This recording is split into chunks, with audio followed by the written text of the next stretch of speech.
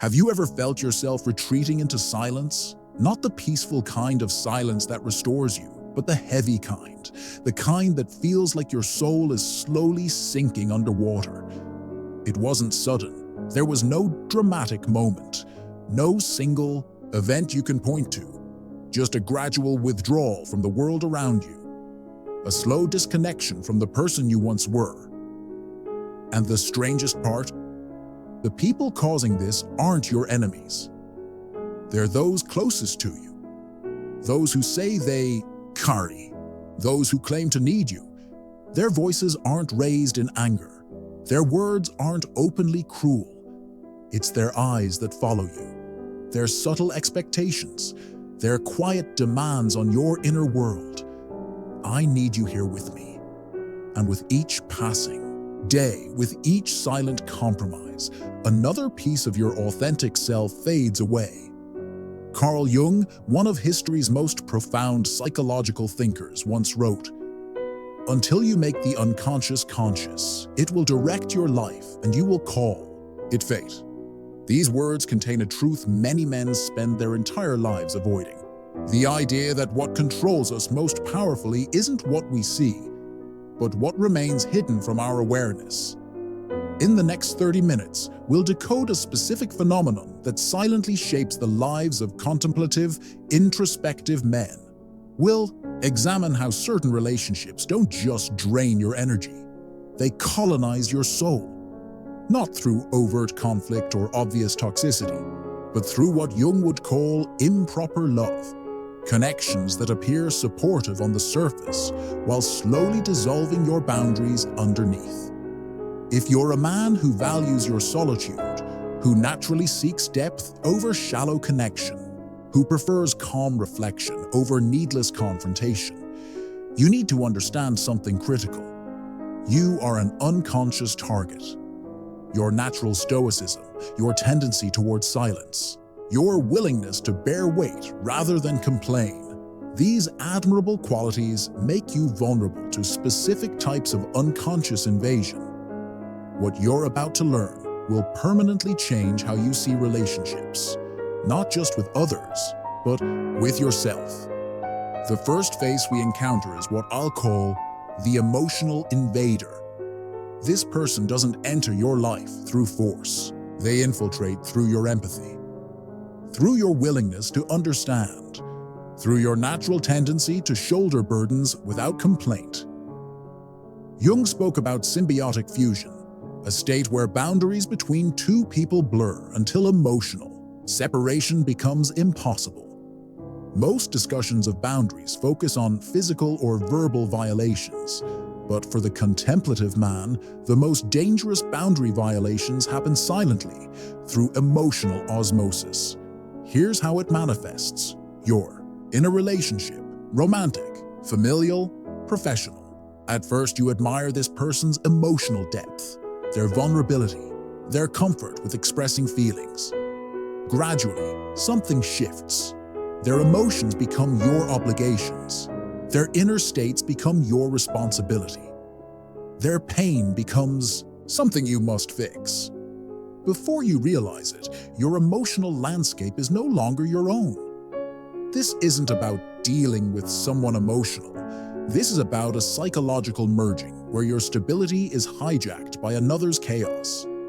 The quieter you are, the more vulnerable you become. Your silence becomes interpreted as capacity. Your stoicism as an invitation. You're so good at handling this. I feel safer when I'm with you. You're the only one who understands. These feel like affirmations of your strength. In reality, they're unconscious demands for you to carry what isn't yours to bear. Jung recognized that this pattern creates a particular suffering, one where you can't distinguish between your authentic feelings and those you've absorbed. You find yourself inexplicably anxious, unaccountably frustrated, mysteriously depleted, and the source remains invisible because the invasion didn't come through conflict. It came through connection. How do you recognize when this is happening? Notice when you feel emotionally exhausted after interactions, even when nothing overtly negative occurred. Pay attention to relationships where you constantly monitor another's emotional state, adapting your behavior to maintain their stability. Be honest about moments when you feel relief at someone's absence, when their departure creates a sudden expansion in your psychological space. These aren't signs of weakness. They're your psychological immune system, warning you of boundaries being dissolved. The emotional invader isn't villainous. They're often unconscious of what they're doing. Their need is genuine. Their pain is real. But as Jung would remind us, unconsciousness doesn't negate impact. For the man who values his inner silence, recognizing this pattern isn't about rejection. It's about reclaiming the boundaries necessary for authentic connection. Because without those boundaries, you don't actually have a relationship. You have a merger. And in mergers, someone always gets consumed. Have you ever felt more alone in someone's presence than in their absence? This paradoxical experience signals your encounter with our second face, the persona fixated. Jung devoted significant attention to what he called the persona, the social mask we wear to function in society. Neither inherently good nor bad, the persona allows us to navigate social contexts without constantly revealing our deepest selves. The problem emerges when someone becomes identified with their mask, when they mistake their role for their essence. For contemplative men who value authenticity, the persona fixated creates a uniquely painful dynamic, one where you're expected to participate in a social performance rather than a genuine relationship. The persona fixated appears impressive, polished, put together. They say the right things. They behave appropriately. They seem to be living a successful life. But in their presence, something feels off. There's a hollowness to the interactions, a scripted quality to the connection, a sense that you're engaging with a carefully constructed image rather than a living, breathing human. What makes this relationship difficult for introspective men is the silent judgment it contains. You feel seen but not known. You feel evaluated but not understood. You feel tolerated but not accepted. The persona fixated creates an unspoken pressure for you to similarly perform, to present only your most polished self, to hide your shadows, to maintain an image of unbroken competence.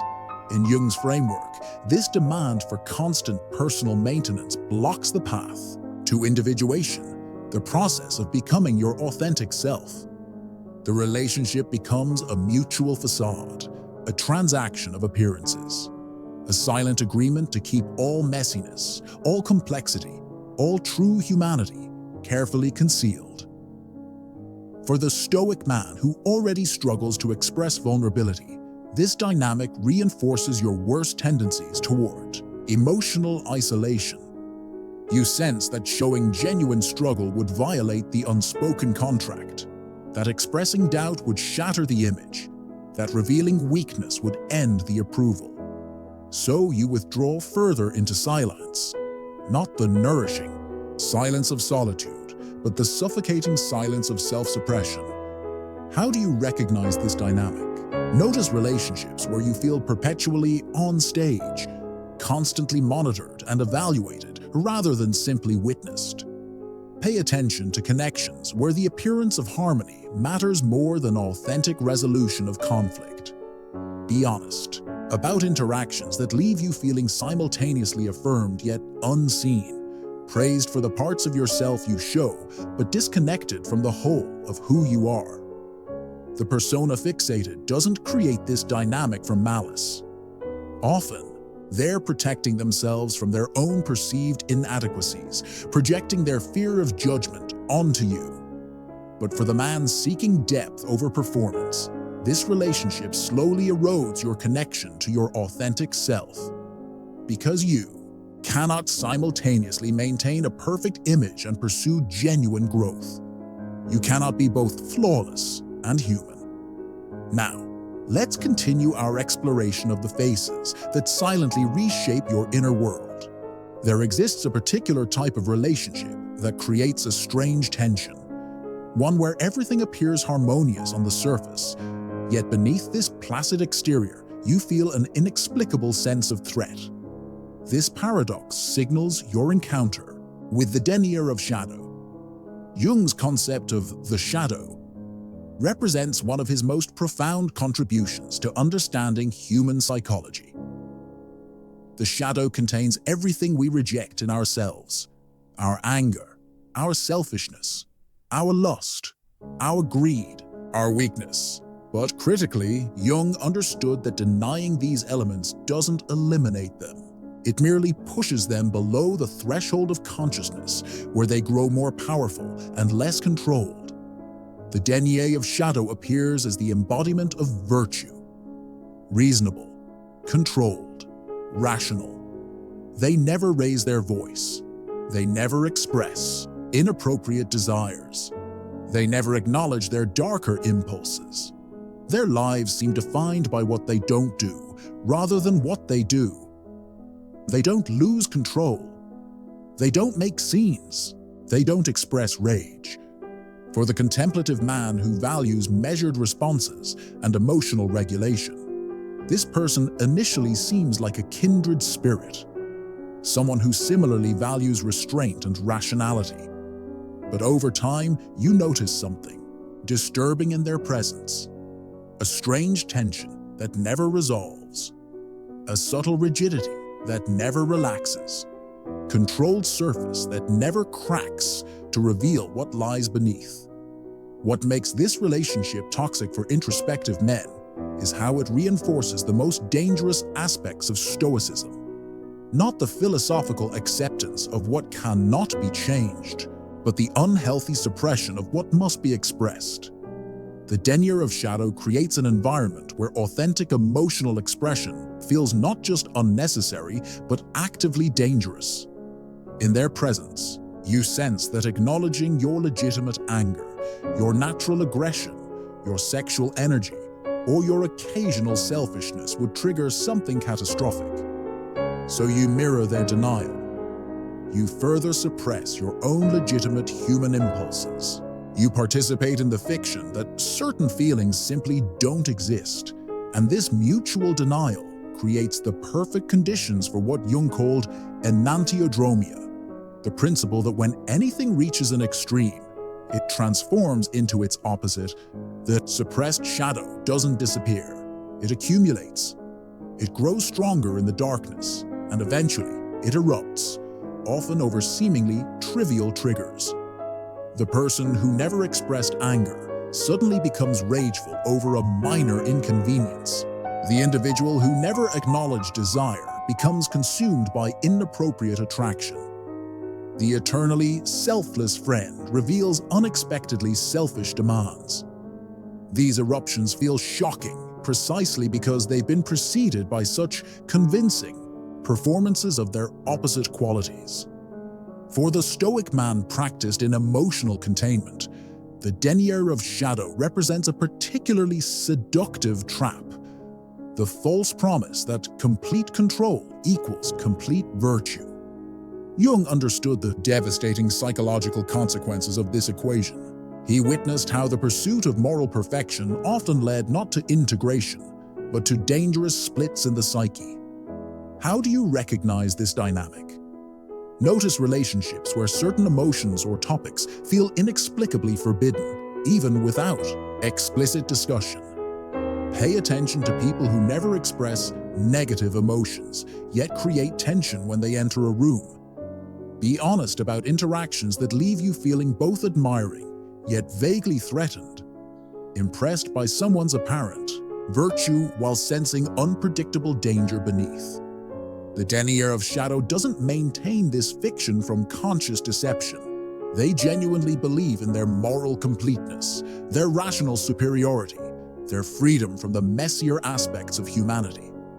But as Jung would remind us, what we refuse to see in ourselves doesn't disappear. It simply waits, and those closest to us often bear the consequences of this waiting. There exists a relationship that creates a persistent, yet difficult to name discomfort. one where you feel continuously judged, not for what you do, but for who you fundamentally are. This subtle condemnation signals your encounter with the morality gatekeeper. Jung understood that our moral judgments often reveal more about our own unintegrated shadows than about the actual ethics of others. The morality gatekeeper appears as the defender of virtue, the guardian of proper behavior, the arbiter of right action. Their identity isn't built around what they create or contribute, but around what they prohibit and condemn. For the contemplative man who questions deeply and holds nuanced views, the morality gatekeeper creates a suffocating dynamic, one where exploration is replaced by enforcement, where growth is supplanted by judgment. What makes this relationship damaging is how it bypasses your conscious mind and targets your sense of inherent worth. You aren't merely told that your actions are mistaken. You're made to feel that your very being is flawed. Your natural desires become evidence of corruption. Your authentic impulses become proof of moral failure. The morality gatekeeper doesn't merely disagree. They pathologize. They don't simply offer alternative perspectives. They position themselves as the representatives of absolute truth. In your relationship with parents, this manifests as perpetual disappointment, regardless of your achievements. In romantic relationships, it appears as subtle shaming of your masculine instincts and desires.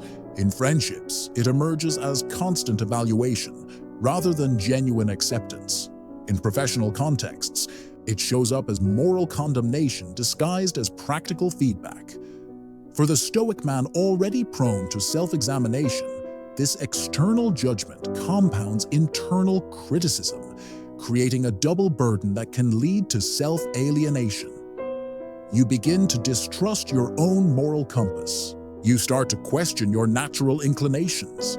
You lose faith in your capacity for ethical discernment. In Jungian terms, this relationship hijacks the process of developing what he called the authentic moral function. It's your innate capacity to distinguish right from wrong based on genuine understanding rather than external authority. The relationship becomes one of parent and child rather than equal adults, with you perpetually cast as the child in need of correction. What makes this dynamic insidious is that the morality gatekeeper isn't merely judging your behavior. They're implanting what Jung would call false feelings. These are emotions that don't naturally arise from your experience, but are installed through external moral pressure. False guilt, inauthentic shame, artificial unworthiness. These implanted feelings create a psychic split where you're alienated from your authentic responses and instead live in reference to an internalized critic. How do you recognize this pattern? Notice relationships where you feel a persistent sense of moral inadequacy despite no concrete wrongdoing. Pay attention to people who frequently use phrases like, "I'm disappointed in you," or "I expected better from you," without specific, actionable feedback. Be honest about interactions that leave you feeling vaguely ashamed, yet unable to identify any specific transgression. The morality gatekeeper doesn't establish this dynamic from conscious manipulation. They genuinely believe in their moral authority, their superior discernment, their right to evaluate and correct.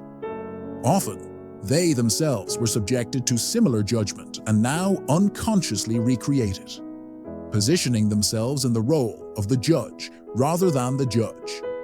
For the contemplative, man seeking authentic moral development rather than performative virtue, the path forward lies in reclaiming the authority to discern your own values.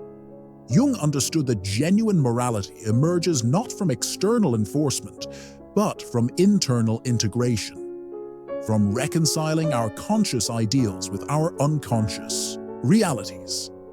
Before we continue to our fifth archetype, take a moment to reflect. Have you experienced these silent invasions in your own life? Has your silence been misinterpreted as an invitation for others to colonize your inner world? Press pause if you need a moment to process what we've covered so far. The awareness you're developing now is the first step toward reclaiming your psychological sovereignty. Now let's continue our exploration. There exists a relationship that creates a perpetual state of hypervigilance, one where you constantly monitor your words and actions, never knowing which innocent statement might trigger a disproportionate reaction. This walking on eggshells experience signals your encounter with the complex carrier. Jung pioneered the concept of psychological complexes, emotionally charged clusters of memories and associations that, when triggered, temporarily take over the personality. Unlike simple memories, complexes carry emotional weight that can hijack conscious function. The complex carrier appears as someone whose responses seem disconnected from present reality. Their reactions aren't proportional to current circumstances, but are amplified by unprocessed past experiences. For the contemplative man who values logical consistency and emotional proportionality, the complex carrier creates a disorienting dynamic, one where the predictable relationship between cause and effect dissolves. What makes this relationship destabilizing is its unpredictability. You never know which word, gesture, or situation will activate the complex. A simple question about their day triggers defensive rage. An innocent comment about family elicits unexpected tears. A reasonable request provokes accusations of betrayal. The activation seems random until you recognize the pattern. It's not your current behavior triggering the response. It's how your behavior connects to their unresolved past. For the stoic man who values emotional regulation and reasoned discourse, this creates a profound dilemma. Your natural strengths, calm analysis, measured response, logical consistency, become ineffective or even counterproductive. You can't reason someone out of a reaction that reason didn't create. You can't address a wound that isn't actually about you. You can't resolve a conflict whose true origins lie decades in the past. In Jungian terms, you've become caught in what he called projection, where the complex carrier unconsciously attributes to you qualities, intentions, or characteristics that actually belong to significant figures from their past. You're no longer seen as yourself. You've become a symbol, a representation, a screen onto which old dramas are projected. When their father was critical, you become the critic. When their mother was abandoning, you become the abandoner. When their ex-partner was controlling, you become the controller. This projection creates a devastating double bind. If you accept the projection, you're trapped in a role that isn't yours. If you reject it, you're accused of invalidating their feelings. What makes this dynamic particularly exhausting for introspective men is how it activates your natural tendency towards self-examination. You constantly question whether you actually did something wrong, whether you truly are responsible for their pain. This self-doubt erodes your trust in your own perceptions, creating what some psychologists call cognitive dissonance. The uncomfortable tension between what you objectively perceive and what you're told is occurring. Over time, you may find yourself adapting your behavior in increasingly restrictive ways, not based on authentic moral reasoning, but simply to avoid triggering unpredictable reactions. Your world gradually shrinks as more words, topics, and behaviors become potential triggers to avoid. How do you recognize this pattern? Notice relationships with recurring cycles of inexplicable emotional eruptions, followed by periods of normal interaction. Pay attention to situations where your simple words or actions consistently trigger responses that seem vastly disproportionate. Be honest about dynamics where you find yourself constantly adapting your behavior not out of respect or growth, but out of fear of unpredictable reactions. The complex carrier doesn't create this dynamic from manipulation or malice. They're genuinely responding to pain. But it's pain whose origins predated your relationship and will continue regardless of your actions. There exists a relationship that creates not sudden pain, but gradual depletion. One where each interaction leaves you feeling subtly diminished, as if your essential life force is being imperceptibly siphoned away. This quiet exhaustion signals your encounter with the psychic drainer. Jung understood the profound importance of psychic energy, what he sometimes called libido, not in the strictly sexual sense, but as the vital force that animates all psychological functions.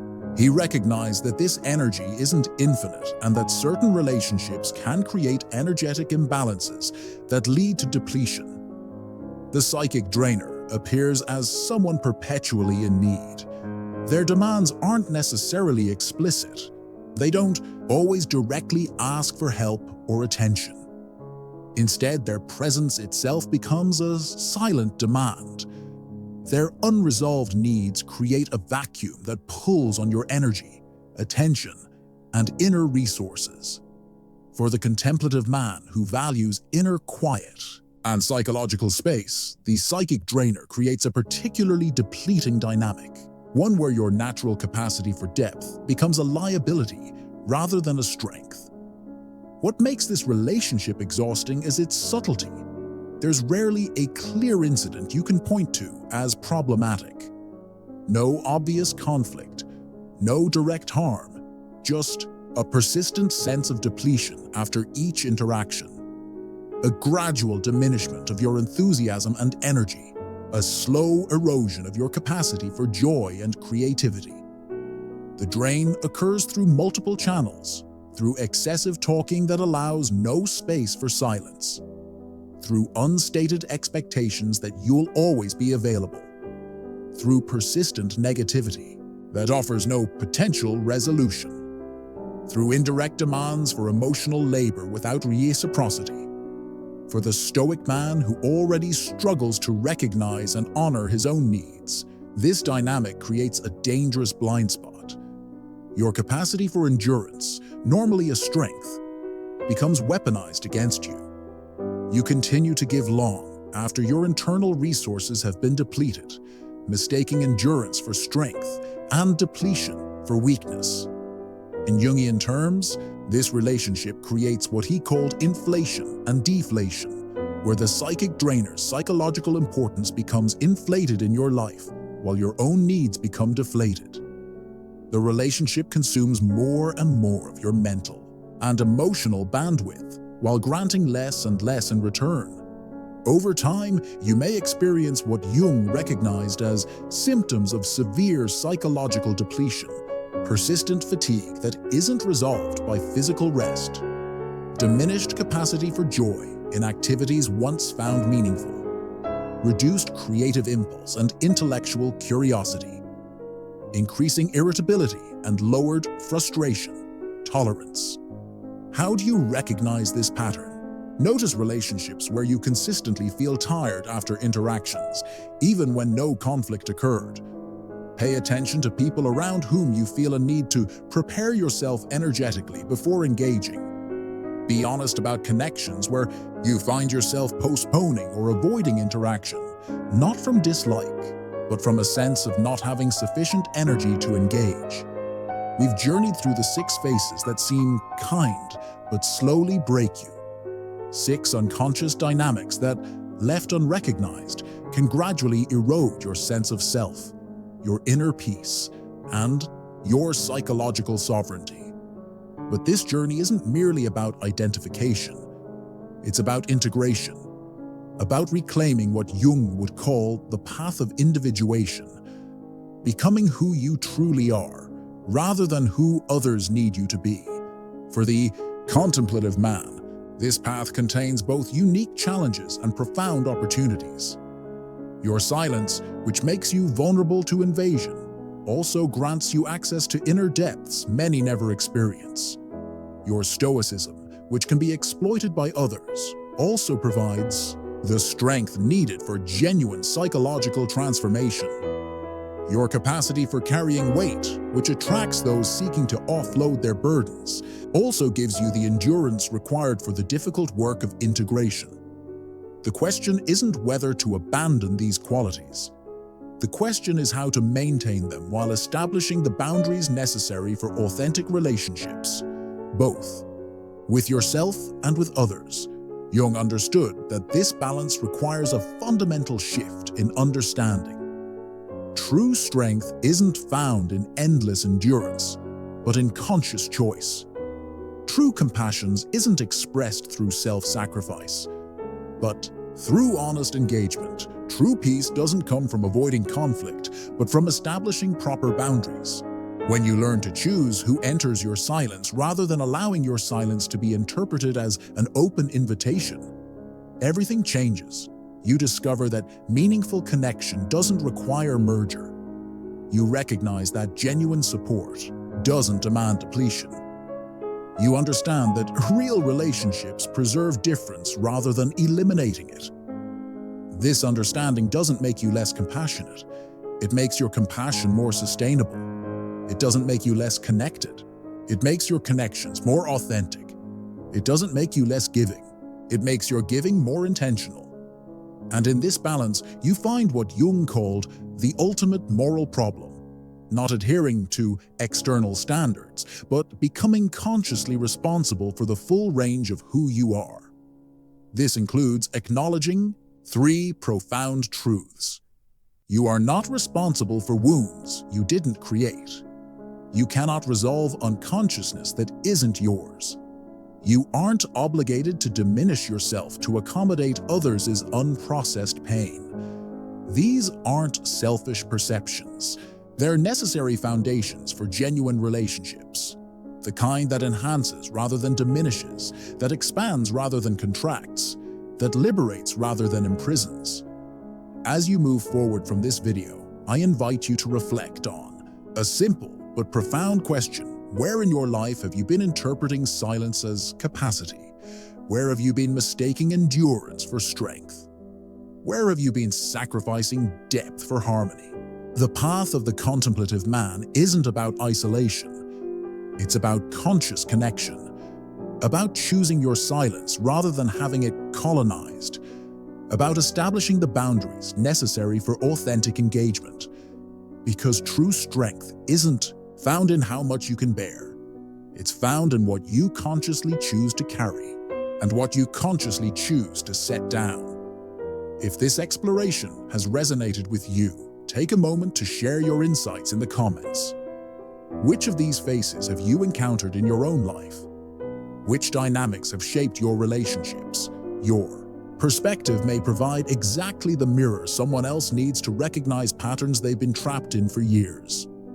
And if you've found value in this deeper approach to understanding relationship dynamics, consider saving this video to revisit whenever you find yourself doubting your perceptions or questioning your boundaries. The journey of individuation, of becoming who you truly are, isn't a destination. It's an ongoing process of making the unconscious conscious, of reclaiming the sovereignty of your inner world. And in that reclamation, you discover something profound. The silence you protect doesn't separate you from others. It becomes the foundation from which authentic connection becomes possible.